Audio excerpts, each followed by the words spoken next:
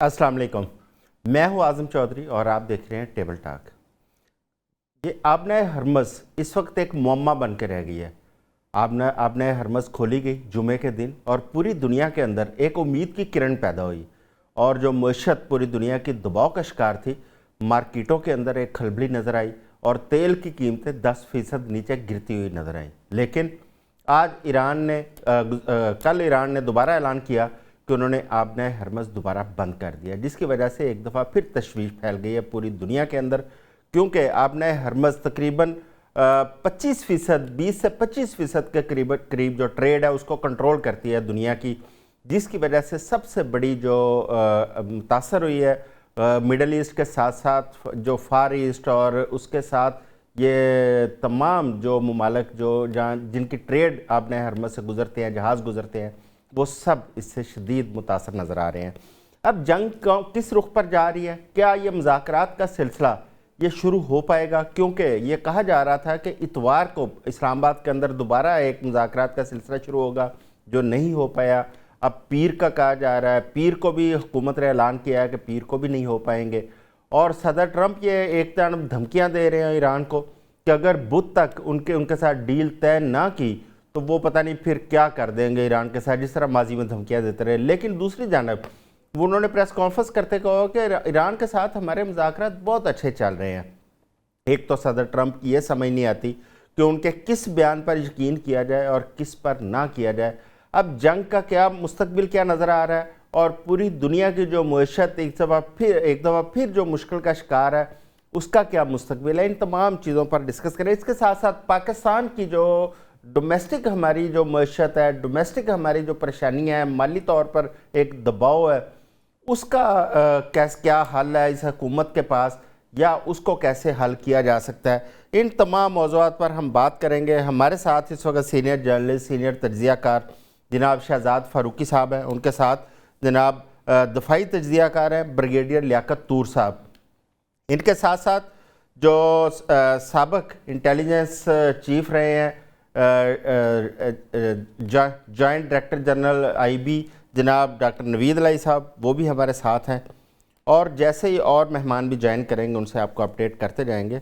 जनाब ब्रिगेडियर साहब, ये हम तोक्को कर रहे थे कि जंग जो है वो उसमें एक मतलब रुकने जा रही है। पाकिस्तान ने जो किरदार अदा किया, एक बड़ा फाल पाकिस्तान का किरदार था कि जंग बंदी के लिए दोनों ममालिक के वफूद को इस्लामाबाद के अंदर इकट्ठा किया और मुज़ाकरात का सिलसिला शुरू करवाया और पूरी दुनिया के अंदर एक उम्मीद की किरण पैदा हुई थी। लेकिन आज फिर दुनिया परेशान नज़र आ रही है, क्योंकि आपने हरमज़ जिसको खोला गया था एक दिन के लिए, उसको दोबारा बंद कर दिया गया है और उसी तरह का दबाव एक दफ़ा फिर महसूस किया जा रहा है और ख़तरा यह है कि दोबारा कहीं झड़पों की तरफ ना चला जाए।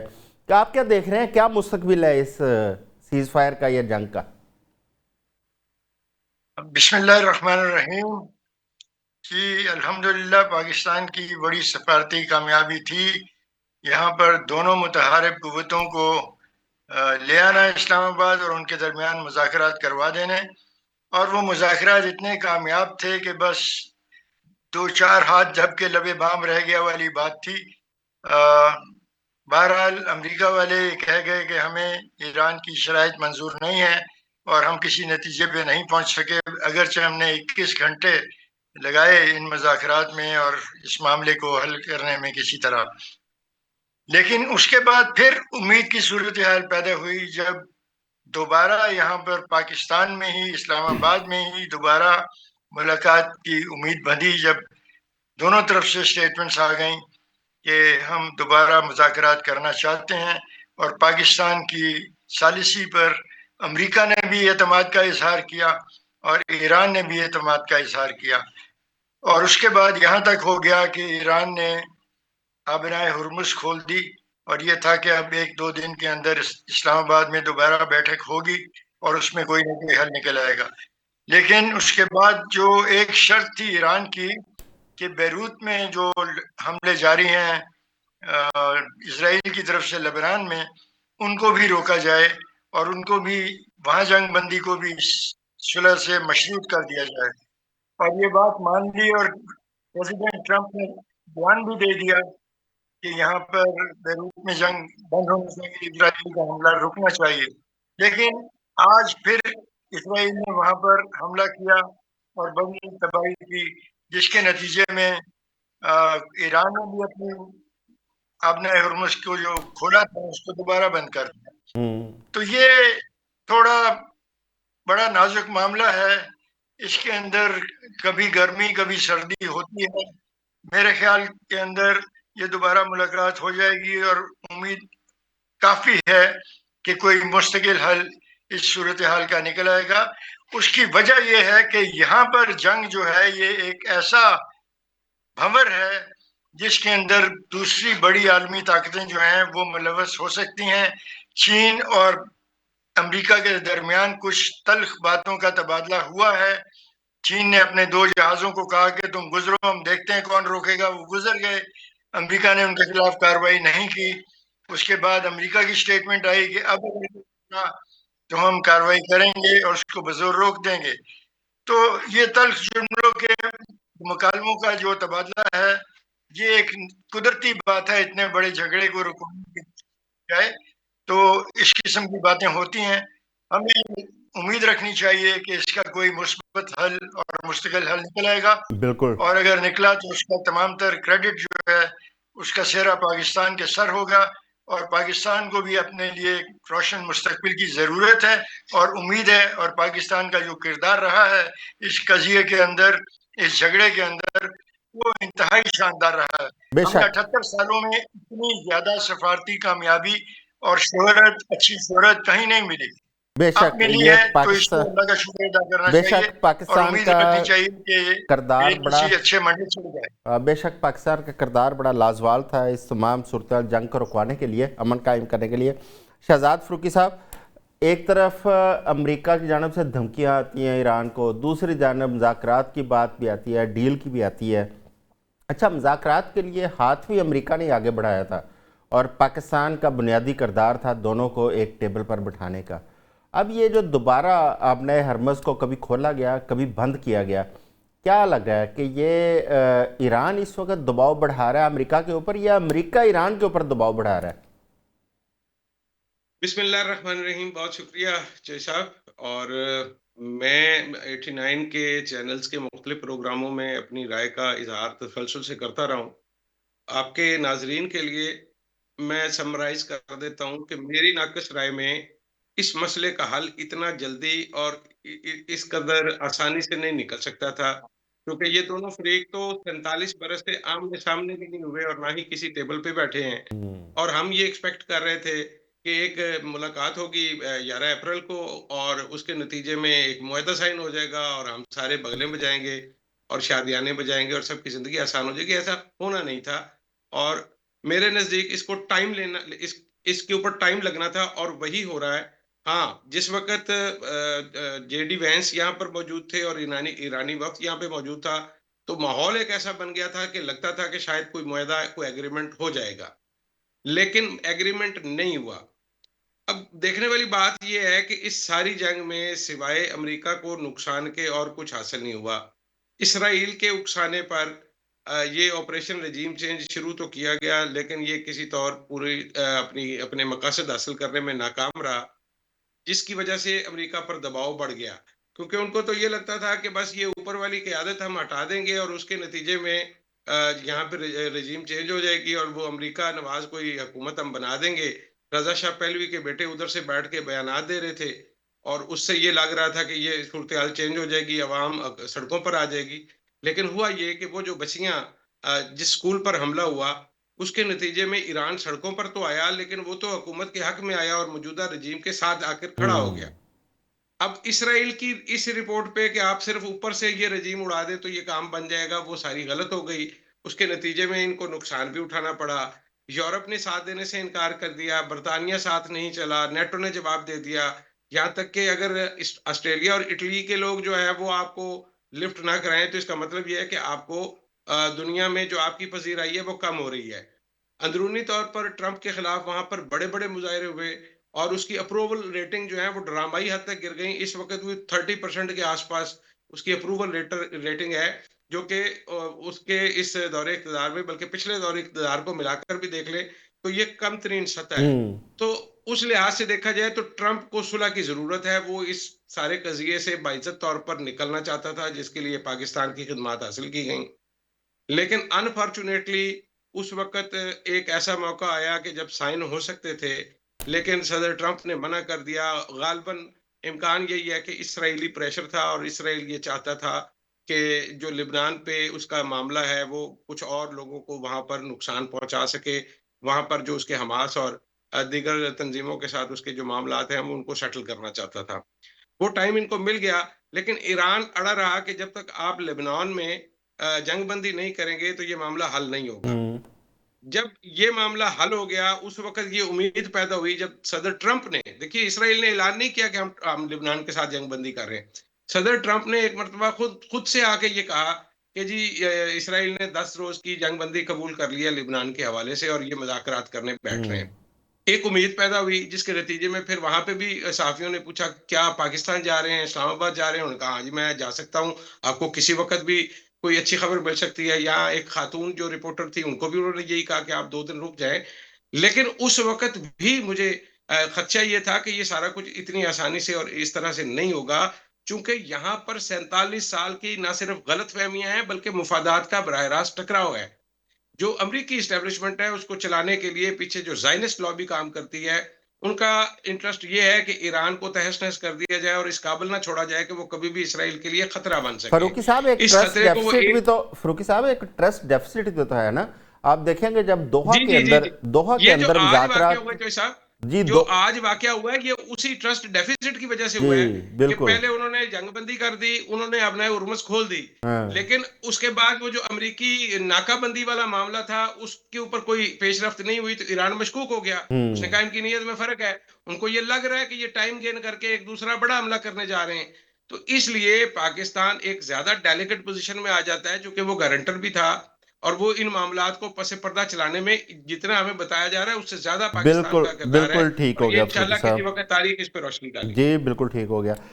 नवीद लाई साहब, आपका क्या ख्याल है कि ये जिस तरह अभी फ़रूकी साहब और ब्रिगेडियर तूर साहब फरमा रहे थे कि ये जंग बंदी ये जल्दी हो सकती है या ये एक दरीना इशू है, इसको हल करने के लिए वक्त लगेगा अभी, और अगर ये तूल पकड़ती है, ये मुज़ाकरात थोड़े से तवील हो जाते हैं, जिस तरह आपने हरमज़ को एक जानब अमेरिका की नाकाबंदी है, दूसरी जानब ईरान ने दोबारा ट्रैफिक बंद कर दी है, तो क्या जो मुल्क इसके अंदर मुतासर हो रहे हैं, मसलन जिनमें बड़े ममालिक में चीन है, जापान है, क्या वो नाकाबंदी खुलवाने के लिए आगे बढ़ेंगे या जंग बंदी के जो मुज़ाकरात का सिलसिला है उसको सपोर्ट करने के लिए कोई और ममालिक दरमियान में आ सकते हैं? जी बहुत शुक्रिया। नहीं, इनकी जो तज्जियात हैं बिल्कुल ठीक है। लेकिन देखने की बात यह है कि जो ये जंग थी, कोई इत्तफाकिया जंग नहीं थी। इसराइल और अमेरिका ने इसको मुसल्लत किया अपने अहदाफ के साथ। यानी पहला हदफ तो ये था कि रजीम चेंज हो जाए, और दूसरा है कि उनका जो ऑलरेडी उनका न्यूक्लियर प्रोग्राम को ये, जैसे पहले उनका ऑब्लिटरेट कर दिया है, तो इसको भी ख़त्म किया जाए जो भी यूरेनियम है उनके पास, और तीसरा जो है उनके मिसाइल्स के स्टॉक पाइल को ख़त्म किया जाए। तो इनमें से कोई चीज़ भी, कोई हदफ भी पूरा नहीं हो सका।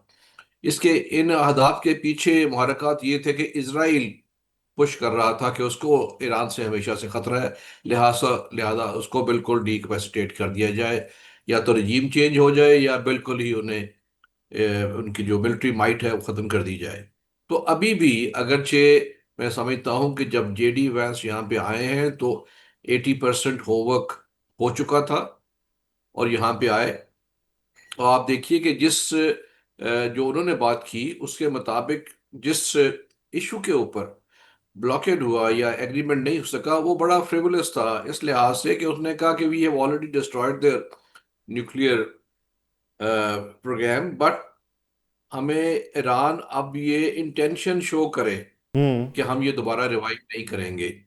और बाद में फिर ये भी कहा गया कि आप जो इनरिच यूरेनियम है वो अमेरिका के हवाले कर दें, जिस पे ईरान ने इनकार कर दिया है और कहा कि ये हमारे लिए इसी तरह है जिस होली है, हम्म। यानी इस और उस मुकद्दस है जिस तरह हमारी अपनी ज़मीन है। तो ये इरिटेंट्स हैं बीच में। इस पे देखिए कुछ लोगों ने बातें की। फॉरेन मिनिस्टर जो है साबका ईरान के ज़रीफ, उन्होंने कहा कि 37% यूरेनियम एनरिचमेंट जो है वो होती रहेगी, वो अपने पीसफुल मीन्स के लिए है, हम तो उसको नहीं अपग्रेड कर रहे। तो उस पर कोई तय कर ले। तो मेरा ख्याल है ये छोटी मोटी पेचीदगियां भी हैं। हम्म। साथ इजराइल इज अ स्पॉइलर, हम्म। उसकी ख्वाहिश नहीं है कि ये हो, तभी उन्होंने लेबनान पे भी उन्होंने वो कार्रवाई की है। हम्म। और वही पुश करते हैं अमेरिकन प्रेसिडेंट को भी, उनके अंदर जो लॉबीज हैं उनको फंडिंग करती है बड़ी ह्यूज, तो उसको हम्म। मजबूर करती हैं। इनके बावजूद मैं समझता हूं कि दोनों पार्टीज में, खासतौर पे अमेरिका में, ईरान में, ये एपिटाइट नहीं है कि मजीद जंग करना चाहते हैं। ठीक है। अमेरिका के लिए इंटरनल प्रेशर बढ़ रहा है, हम्म। और उनके लिए ये कोई ऐसी चीज अचीव नहीं हो रही। जाहिर है कि ईरान ईरान के ऊपर भी एक स्ट्रेन तो है। हम्म। तो मैं ये समझता हूँ कि ये जो चंद चीजें हो रही हैं, एक प्रेशर टेक्टिक भी है, बीच में स्पॉयलर्स भी आ रहे हैं, इसको ओवरकम करना बहुत जरूरी है। और अभी भी मैं पुरुमीद हूँ कि ये जो नेगोशिएशन है, ये किसी न किसी नहज पे जल्द पहुंच जाएगी, क्योंकि अब ये दोबारा उस तरह की जंग करने का दोनों में एपिटाइट नहीं है, बिल्कुल। मेन पार्टीज में। बिल्कुल। ये बज़ाहिर ये नज़र भी आ रहा है कि दोनों ममालिक इस वक्त ये चाह रहे हैं कि जंगबंदी हो, लेकिन इस वक्त दोनों फेस सेविंग चाह रहे हैं। जो इस वक्त बज़ाहिर जो सूरत हाल नज़र आ रही है, ब्रिगेडियर तूर साहब, ईरान की जानब से बार बार ये कहा जाता है कि जो स्ट्रेट्स ऑफ हॉर्मुज़ है उसके अंदर उन्होंने बारूदी सुरंगें बिछा रखी हैं। अच्छा, ये बात प्रेसिडेंट ट्रंप ने भी कही कि वहाँ पे बारूदी सुरंगें हैं, लेकिन कुछ जी। जो एक्सपर्ट्स हैं वो ये कह रहे हैं कि अगर वहाँ पे बारूदी सुरंगें मौजूद थीं तो कैसे वहाँ से इतनी ट्रैफिक गुजरती रही है, जहाज़ गुजरते रहे हैं और कोई जहाज़ मुतासर नहीं हुआ। अच्छा, एक तो हमें हमारे नाजरीन को ये ज़रूर बताइएगा कि क्या वहाँ पे बारूदी सुरंगें हैं, और अगर हैं तो उनको किस तरह इन्होंने कंट्रोल किया है कि ट्रैफिक गुजार भी रहे हैं और वो मुतासर भी नहीं कर रही। दूसरा, और जिस तरह यूरोप की जानब से फ्रांस का एक बयान आया है कि वो उनके पास एक अहलियत मौजूद है कि वो बारूदी सुरंगों को वहाँ से साफ़ कर सकते हैं। तो क्या आप समझते हैं कि उनके पास ये अहलियत है? एक तो आप ये देखिए कि बारूदी सुरंगें तो बिल्कुल मौजूद हैं, बिछाई भी जाती हैं, लेकिन वो अच्छा, मैं प्लान तरीके से बिछाई जाती डॉक्टर हैं, साहब उन्हें ये मालूम मैंने होता है कि कहाँ पे कौन सी। डॉक्टर साहब मैंने ब्रिगेडियर तूर साहब से ये रिक्वेस्ट की अच्छा, थी, ठीक माजरत। ठीक ठीक ठीक जी, है, मैं माजूद। इसका जवाब देता हूँ। बारूदी सुरंगों को साफ करने के लिए और उनको वहां से ख़त्म करने के लिए टेक्नोलॉजी मौजूद है, अमेरिका के पास भी है। और ईरान जिसने बिछाई हैं उसको पता है कहाँ कहाँ बिछाई हैं और कौन कौन सी एक्टिवेटेड हैं। तो ये जो बात है कि उस इलाके से जहाज गुजर भी गए जहां ईरान का दावा था कि यहाँ बारूदी सुरंगें हैं, तो उनको डीएक्टिवेट कर दिया होगा। इट इज पॉसिबल, ये मुमकिन है। तो दूसरी बात यह है कि अब अगर नेटो की फोर्स यहाँ पर आती है तो मामला इंटरनेशनलाइज और ज्यादा होगा। अच्छा। तो आगे ही ये एक ऐसी जंग है जिसके अंदर तमाम दुनिया के मुआशी मफादात जिससे मुतासर होते हैं, और तेल की कीमतें जो हैं वो दुनिया की इकोनॉमी को उस पर असरअंदाज होती हैं। हाँ। और ये तेल जो चाहिए, इस इलाके से जो गुजरने वाला तेल है, वो बुनियादी तौर पर मशरिक बईद जो है उसके अंदर इस्तेमाल होता है। ऑस्ट्रेलिया है, जापान है, हाँ। इंडोनेशिया है और न्यूजीलैंड, ये तमाम ममालिक जो हैं, वियतनाम, हम्म। थाईलैंड, भारत, बांग्लादेश, ये सारे ममालिक इस तेल से इस्तेफादा हासिल करते हैं। और ये तेल जो है दुनिया की आधी से ज़्यादा इकोनॉमी को इफेक्ट करेगा अगर ये इसकी तरसील रुक गई। हम्म। दूसरी, ईरान के ऊपर जो सैंक्शंस हैं वो ना उठी तो तब भी दुनिया की इकोनॉमी इफेक्ट होती रहेगी। इसलिए ये कहा जाता है कि इस जंग को रोक देना चाहिए और तमाम दुनिया को कोशिश करनी चाहिए, पाकिस्तान की कोशिशों का साथ देना चाहिए, क्योंकि इसके साथ बहुत ज़्यादा खतरनाक सूरत हाल बन सकती है अगर ये जंग दोबारा जारी हुई। जी। के अंदर दूसरी ताकतों के शामिल हो जाने का, जैसे रूस है, चीन है हम्म। और दूसरे ममालिक हैं, तो हम्म। फिर ये एक बड़ी जंग शुरू हो जाएगी। अच्छा। चीन भी एक बहुत बड़ी ताकत है और उसके तल्ख मुकालमे हो चुके हैं अमेरिका के साथ इसी इलाके की सूरत हाल पर। हाँ। उन्होंने ये भी कहा कि अगर हमारे जहाज़ों को रोकने की कोशिश की गई तो हम उसका सख्त जवाब देंगे। और चीन इस पोजीशन में है कि सख्त जवाब दे सके। रूस के मफादात भी इस इलाके के साथ हैं, सेंट्रल एशिया का इलाका जो है इसके साथ वाबस्ता है, इन इलाकों के साथ। तो अमन की ज़रूरत यहाँ पर सिर्फ अमेरिका को ही नहीं, पूरी दुनिया को है। इसराइल जो है उसका रवैया और उसकी हैसियत एक बड़ी अजीब हैसियत है कि वो कुव्वत दुनिया की, वो बड़ी सुपर पावर जो हाल ही तक यूनिपोलर सुपर पावर कहलाती थी, अब उसको चैलेंज है दूसरी ताकतों से। तो वो सुपर पावर जो है उसका दोगला रवैया है। इसराइल एक जारे मुल्क है, अपने तमाम हमसायों पे हमले कर चुका है और तोसी पसंदाना अज़ाइम का वाशिगाफ अल्फाज के अंदर भी वो दावा करता है और उसका साथ भी दिया जाता है कि जी 3000 साल से उनका ये हक है कि यहाँ ग्रेटर इसराइल बने। अमेरिकन एम्बेसडर ने ये बातें की कि ये बात ठीक है और ये गॉस्पेल में दिया हुआ है। तो गॉस्पेल में तो फिर और भी बहुत कुछ दिए हुए है। गॉस्पेल पे चलना है तो फिर बहुत सारे गॉस्पेल मौजूद हैं, हर मजहब का अपना गॉस्पेल है। तो इस वक्त देखना यह है कि दुनिया को कैसे बचाया जाए, और अगर इसके अंदर जंग जो है वो दोबारा शुरू होती है तो लाजिम है कि इसके अंदर बड़े मफादात आएंगे और बड़ी ताकतें शामिल होंगी और तीसरी आलमी जंग की सूरत हाल बन जाएगी। और तीसरी आलमी जंग लामहला एटमी कुव्वतों के दरमियान होगी और इन एटमी कुव्वतों के अंदर एक अदमी तो अंतवाजन ये है कि जो नेटो की न्यूक्लियर पावर्स हैं वो यूनाइटेड हैं और बाकी न्यूक्लियर पावर्स जो हैं उनका कोई यूनाइटेड पैक्ट नहीं है, जैसे चीन, रूस, पाकिस्तान, भारत और एशियाई की नॉर्थ कोरिया और इसराइल, ये 6 के 6 आपस में इनका कोई नेटो टाइप मुआहदा नहीं है। तो ये एक अनस्टेबल सूरत हाल बन जाएगी अगर ये सारी ताकतें इस जंग के अंदर शामिल हो गई। दुनिया बहुत बड़ी तबाही की तरफ चल पड़ेगी और वो तबाही जो है उसके अंदर न्यूक्लियर हथियारों का इस्तेमाल, इसका एहतमाल बहुत ज्यादा हो जाएगा। बिल्कुल ठीक इसीलिए है। बेहतर ये है, अमेरिका के भी मुफाद में ये है कि पाकिस्तान की कोशिशों की कदर की जाए और बिल्कुल किसी ब्रिगेडियर ना साहब, किसी तरह आपने बड़ी एक बड़ी अच्छी इंपॉर्टेंट बात की है। आपने हमें इस्लामाबाद से ज्वाइन किया है, सीनियर जर्नलिस्ट हैं जनाब अब्दुल वदूद कुरैशी साहब। वेलकम करते हैं कुरैशी साहब को। कुरैशी साहब, बात हो रही है मुज़ाकरात के दौरान जो तअत्तुल एक आया है, वो क्या मुज़ाकरात दोबारा शुरू होंगे, और होंगे तो आप क्या तवक्को करते हैं कब तक शुरू होंगे? दूसरा ये है कि जो इस वक्त स्ट्रेट्स ऑफ हॉर्मुज़ को दोबारा ईरान ने बंद कर दिया है, क्या ये एक दूसरे पर दबाव बढ़ाने के लिए अमेरिका और ईरान ये सब कुछ कर रहे हैं, या मुज़ाकरात के दौरान कुछ ऐसे पॉइंट्स सामने हैं उनके कि जिस पे दोनों ममालिक इस वक्त रजामंद नहीं हो पा रहे? बहुत शुक्रिया आजम चोई साहब।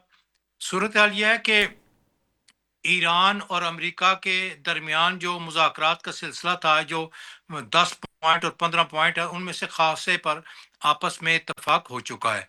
अब बात जुजियात की, और जुजियात में सबसे अहम बात है कि इनरिच यूरेनियम का अमेरिका का ये मुतालबा है कि जो इनरिच यूरेनियम है जो 6.5 किलो बनता है वो हमें मुंतकिल किया जाए। ईरान कहते हैं कि हम उसको किसी सूरत मुंतकिल करने के लिए तैयार हैं, उसको डाइल्यूट कर सकते हैं, उसको मिक्स कर सकते हैं। वो कहते हैं कि वो आप सारा हमें दे दें और उसके जवाब में हम आपको जो आपके 12 बिलियन डॉलर हमने फ्रीज किए वो आपको देते हैं। तो आप अपने अवाम को ये बताएं कि हमने जंग का हर्जाना 12 बिलियन डॉलर ले लिया है, और अमेरिकन अवाम को हम बताएंगे कि जनाब हमने यूरेनियम ले लिया, उनको कुछ नहीं दिया है। तो इस पे बुनियादी तौर पे जो है इख्तलाफ अभी तक मौजूद है कि उस यूरेनियम का क्या किया जाए। आया वो अमेरिका के पास जाए, अब रूस का भी था कि एक दरमियान में भी तजवीज़ आई थी कि वो रूस को दे दिया जाए। एक तजवीज़ जो लेटेस्ट अभी ज़ेर गौर थी कि पाकिस्तान को दे दिया जाए, लेकिन ईरान इस पर मुतफिक नहीं है। ईरान कहते हैं कि हम अब यूरेनियम अपनी इनरिच किसी को देने के लिए तैयार नहीं हुए। अलबत्ता अमेरिका पहले कह रहा था कि आप कतई तौर पे यूरेनियम को इनरिच करने, अफसूदा करने के मामले में कतई तौर पे सरेंडर करें। उसके बाद उन्होंने कहा जी 2% आप अपने मेडिकल की सहूलियात के लिए करेंगे। गोया अमेरिका का ये ख्याल था कि इनके यहाँ जितने भी ट्यूब्स हैं एनरिचमेंट के लिए, सेंट्रीफ्यूजेस हैं, वो हमें उठा के दे दें। अब वो वहाँ मौजूद रहेंगे। वो 2% बात करते हैं। वो कहते हैं कि वो जो पहले 60% एनरिच हुआ है, वो उसके बाद पहला जो 2%, 5-10% होता है, जब 60% हो जाए तो फिर वो मजीद 90% तक बहुत जल्दी इनरिच हो सकता है। तो उस पे एक अभी तनाज़ा बरकरार है। फिर उसके बाद ईरान का ये था कि हम अपने हुर्मुज़ पर जो है वो टैक्स वसूल करेंगे। आप हमें बिटकॉइन की सूरत में चाइनीज करेंसी या यूरो की करेंसी में किसी ना किसी तरह हम हर जहाज से पैसे लेंगे। उससे तो ईरान पीछे हट गया था, लेकिन यूरेनियम का मामला अभी भी जो है ना वो ज़ेर गौर है। इसलिए कि जब से पहले अमेरिकन सदर ने जब इनसे मुआहदा किया था तो उसमें यूरेनियम हवाले करने का कोई शिक शामिल नहीं थी, लेकिन अब इनका ये यही मुतालबा है कि हम अपने लोगों को, यूरोप को बताएं कि हमने एनरिच यूरेनियम उठा लिया है, लिहाजा हमारी फतह हुई है और हमारी इस विक्ट्री का जो ऐलान किया था। ये एक मामला अभी तक फंसा हुआ है कि इसका क्या होगा। अमेरिका जो चाहता है कि उठा के दे दिया जाए, ईरान कहता है हम एक जो है वो रत्ती भी जो आपको देने के लिए तैयार नहीं है, हमारे पास रहेगा। तो यहाँ पर ही मामला रुका। मेरे ख्याल में ये भी मामला हल हो जाएगा, इसलिए कि अमेरिका भी चाहता है, ईरान भी चाहता है कि हमारे आपस में मामला ठीक हो जाए, सुलह हो जाए और हमें कम से कम जो पाबंदियां हैं वो भी निकाल जाए और $12 बिलियन जो अमेरिका के पास हैं वो भी हमें दे और बाकी जो ममालिक के पास ईरान के पैसे हैं वो भी वापस दें और आज़ादाना हमें तिजारत का हक दिया जाए। इस पे है, लेकिन असल बात वही इनरिच यूरेनियम है जो गले पड़ी हुई है। जी बिल्कुल ठीक है। नाज़रीन, वक्त हुआ है एक शॉर्ट ब्रेक का, हमारे साथ रहिएगा, आते हैं शॉर्ट ब्रेक के बाद।